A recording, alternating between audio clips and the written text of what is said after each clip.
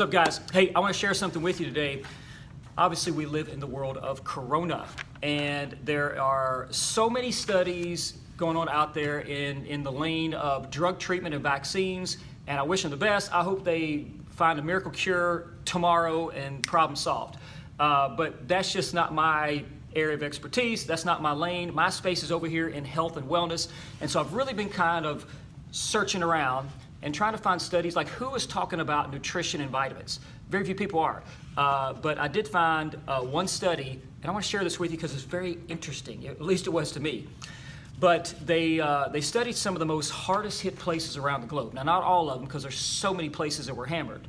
But they took the Philippines, Indonesia, New Orleans, a few other places, and they went in and studied the people, the fatalities, the ones that had died from COVID-19.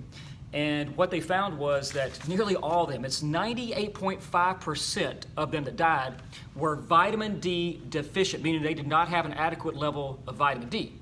4% of the ones that died were vitamin D sufficient. So basically all the ones that were deficient in vitamin D died, and the ones that had enough vitamin D, only 4% of them. So I just thought that's an incredible statistic.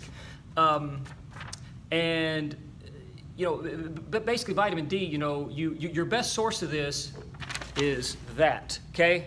Sunlight. Your body can produce vitamin D. You don't have to supplement this stuff. Your body produces vitamin D and an adequate level of it by getting out in the sunlight. And, you know, not to knock anyone or to get political, but what a bad prescription. If this turns out to be true, that we made people stay indoors, you know, I always say, humans are like plants. We need sunlight and water.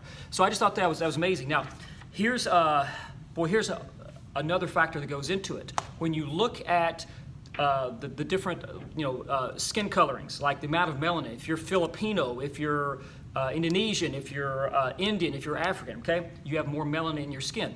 That's your body's, it's a preventative for blocking UV rays. So your body can't produce as much vitamin D if you're darker skinned. However, if you live in those areas of a lot of sunlight, like around the equator, it's not a problem because you're getting sunlight all the time.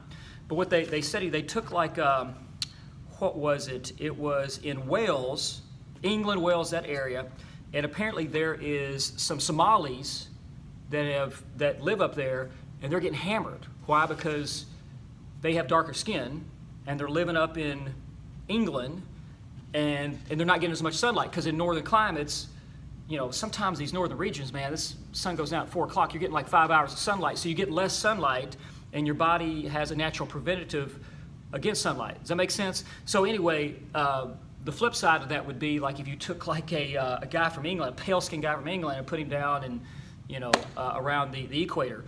Just the opposite, right?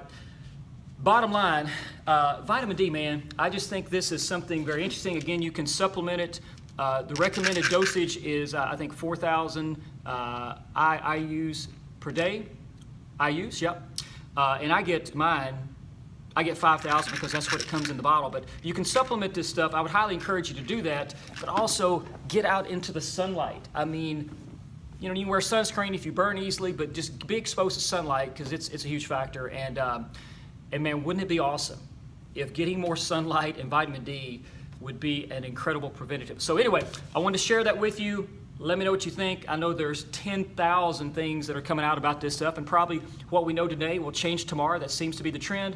But I'm very much, you know, in tune to like nutrition and vitamins, mostly because I just like it, right? Okay, let me know your thoughts, and I hope you guys are doing well and you're staying safe. Take care.